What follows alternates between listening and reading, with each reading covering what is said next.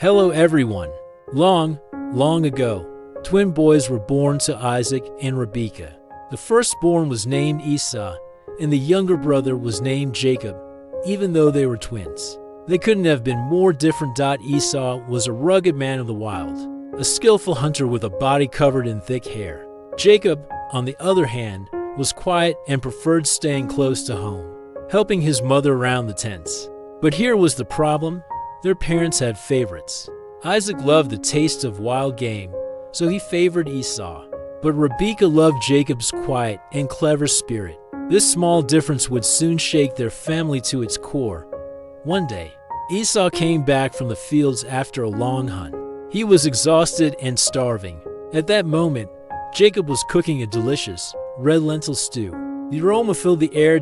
Esau cried out, "Jacob, please, give me some of that red stew. I'm so hungry I'm about to collapse." Jacob looked up with a sly smile and said, "Sure, brother, but there's a condition. Sell me your birthright, your special rights as the firstborn son, and the stew is yours." Esau didn't stop to think. He groaned, "Look, I'm dying of hunger. What good is a birthright to me if I'm dead? Fine, you can have it." And just like that, for a single bowl of stew, Esau gave away his most precious inheritance. Years passed, and Isaac grew old. His eyes were so dim that he could barely see. He called for Esau to hunt some game and prepare a final meal, so he could give him his ultimate blessing. But Rebekah overheard this and quickly called Jacob. "Jacob, listen, you must go to your father and receive that blessing instead. I will help you." She took goat skins and wrapped them around Jacob's smooth arms and neck so he would feel hairy. Like Esau, she prepared a tasty meal and sent Jacob into the tent. Isaac, confused by the voice, reached out to touch his son's hands. He whispered, "The voice, it sounds like Jacob, but the hands feel like Esau." So Isaac was deceived, and he prepared to give the great blessing to Jacob. Isaac prayed over Jacob, saying, "May God give you heaven's dew and earth's richness and abundance of grain and new wine. May nations serve you and peoples bow down to you. Be Lord over your brothers, and may those who curse you be cursed, and those who bless you be blessed." This was the magnificent blessing meant for Esau, the firstborn. But Jacob had taken it for himself. Just a few moments later, Esau returned from his hunt. When Isaac realized he had been tricked, he trembled violently. Esau let out a loud and bitter cry, "Father, bless me too. Is there nothing left for me?" Sadly, Isaac could only give this word, "Your dwelling will be away from the earth's richness. You will live by the sword and serve your brother. But one day you will grow restless and throw his yoke from your neck." Esau's heart turned cold with rage. "I will never forgive him. Once my father is gone, I will kill Jacob." Jacob became terrified and realized he had no choice. He had to run away, far from his home and his brother's anger. So Jacob set out alone, heading toward a distant land. He was tired, lonely, and scared. But on that journey, in the middle of a dark night, Jacob had an incredible dream. He saw a ladder reaching from earth all the way to heaven, with angels ascending and descending on it. And there, he met God. What amazing promise did God give to a man who was running away? And what will happen to Jacob in this strange new land? The next part of this incredible journey is coming up soon. See you next time. Have you ever had a moment in your life where you just wanted to run away? A moment where everything felt like it was falling apart and you had no one to lean on? Well, today we're meeting a man named Jacob who was in that exact spot. He was a young man on the run, homeless, lonely, and fleeing for his life after tricking his own brother. But on that dusty road of escape, something happened that changed his life forever. Jacob was running because his brother Esau was furious. Jacob had stolen the family blessing, and now he was a fugitive in a vast, empty wilderness. As the sun went down, he had nothing but the hard ground to sleep on and a literal stone for a pillow. He felt completely abandoned. But that night, the silence of the desert was broken by a vision in his dream. Jacob saw a massive stairway, or a ladder, reaching all the way from the dirt on earth to the very gates of heaven. Angels were moving up and down, and at the very top stood God himself. Then, God spoke directly to this lonely runaway. "Jacob, do not be afraid. I am with you. I will give this land to you and your children. Your family will spread across the earth, and through you, all nations will be blessed. I will protect you wherever you go, and I will bring you back home. I will not leave you." Jacob woke up, trembling with awe. He realized he wasn't alone in the desert. He gasped, "Wow, God is truly in this place, and I didn't even know it." He took that stone pillow, set it up as a pillar, and poured oil on it. He named the place Bethel, which means house of God. He made a vow right then and there. "God, if you stay with me as you promised, I will give 1/10 of everything I have back to you." For the first time, Jacob's heart was steady. He wasn't just a fugitive anymore. He was a man walking with a promise. Jacob kept traveling until he reached the land of Haran, where his uncle Laban lived. Exhausted from the journey, he arrived at a well in a field. And that's when he saw a girl named Rachel leading her father's sheep. It was love at first sight. Seeing her, Jacob found a sudden burst of strength. He rolled away the massive stone covering the well by himself, drew water, and watered Rachel's flock. When he told her he was her cousin, he actually started to cry. In this strange, faraway land, he had found family and he had found Rachel. His lonely heart was finally warm again. Jacob stayed with his uncle, Laban, and soon made his intentions clear. He wanted to marry Rachel. Laban, being a shrewd businessman, made a deal. "Work for me for 7 years, and she's yours." 7 years sounds like an eternity, doesn't it? But the Bible says those 7 years felt like only a few days to Jacob because of his deep love for her. He worked through the heat and the cold, fueled by the thought of his future with Rachel. Finally, the wedding day arrived. Jacob was thrilled. But the next morning, when the sun came up, Jacob was in for a massive shock. The woman next to him wasn't Rachel Litt, was her older sister, Leah. Jacob was furious.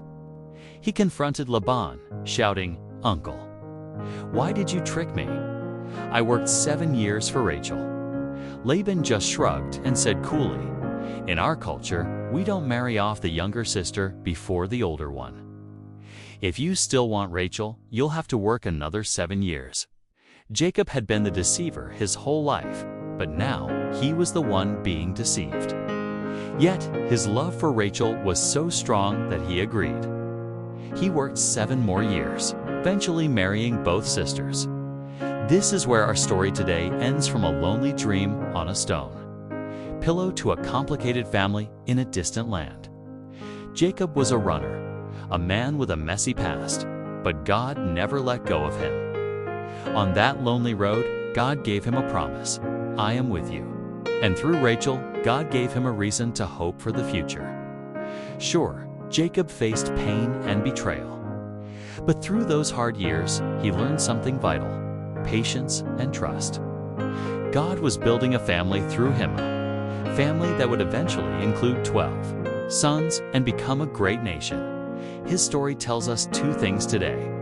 First, even when you're failing or running away, God doesn't quit on you. And second, true love is worth the wait. But the drama of Jacob's family is just beginning. Stay tuned for the next story: the 12 sons of Jacob. Hello everyone. Today, I want to share a story about a family that was, well, incredibly complicated. It's a story filled with passionate love, intense jealousy, and a competition that lasted for decades. At the center of it all is a man named Jacob, the grandson of Abraham.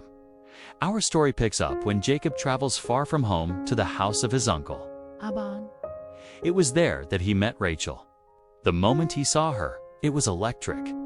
He was head over heels in love and decided right then, "I have to marry this woman." Jacob was so committed that he agreed to work for his uncle for 7 years just for the hand of Rachel in marriage. But on the wedding night, things took a shocking turn.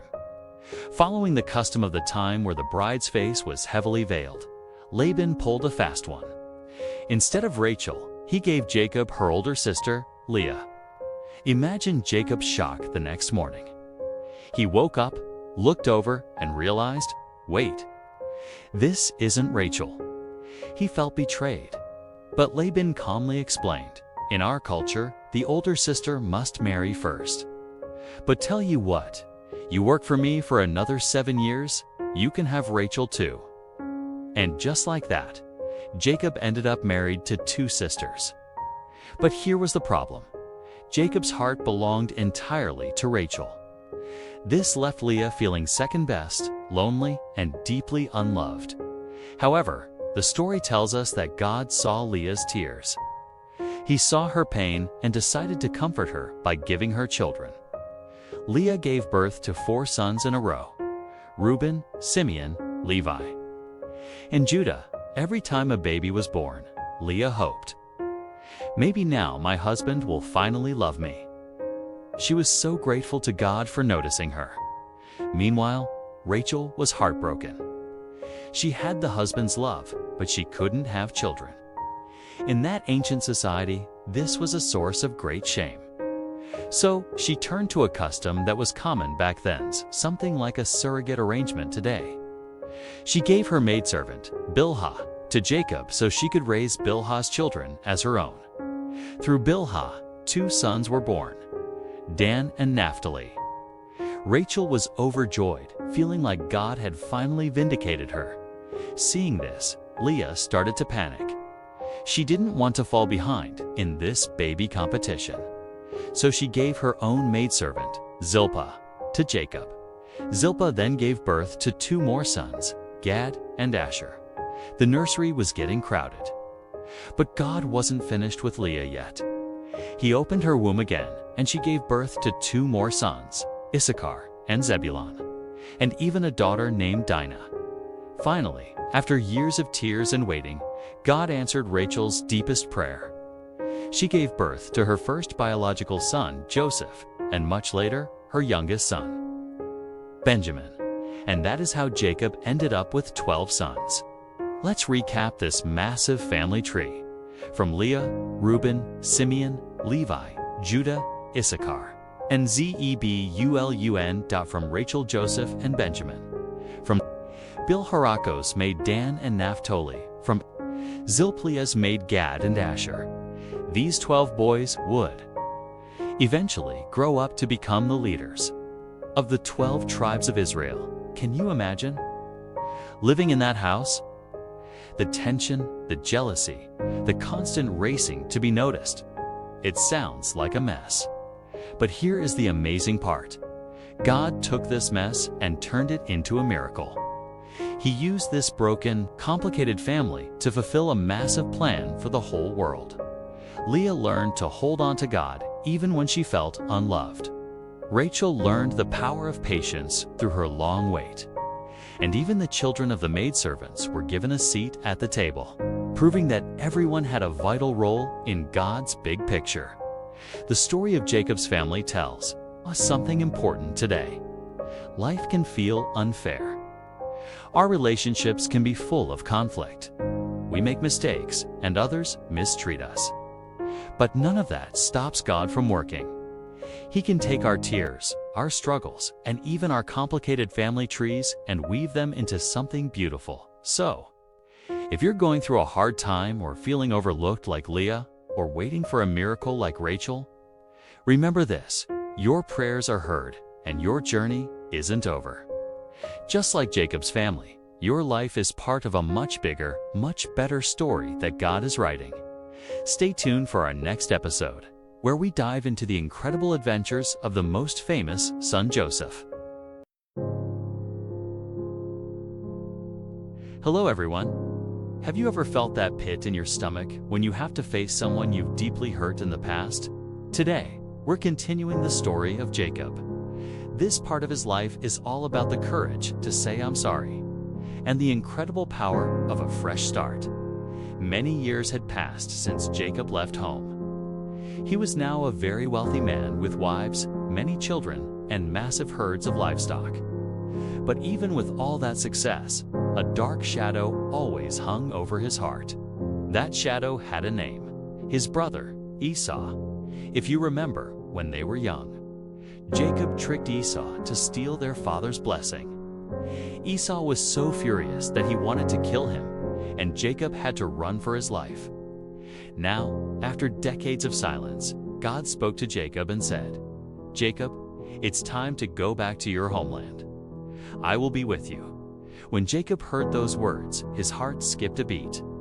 He wanted to go home, but he was terrified. Going home means facing Esau, he thought. Does he still hate me after all this time? Jacob decided to be careful. He sent messengers ahead with a peaceful greeting for his brother. But the messengers came back with news that made Jacob turn pale. "Sir, your brother Esau is coming to meet you, and he's bringing 400 men with him." Jacob panicked. 400 men. To Jacob, that sounded like an army coming for revenge. In his fear, he split his family and livestock into two groups, thinking that if one was attacked, at least the other might survive. That night, Jacob stayed alone by the Jabbok River. In the pitch black, he prayed with everything he had. "God, please save me from my brother Esau.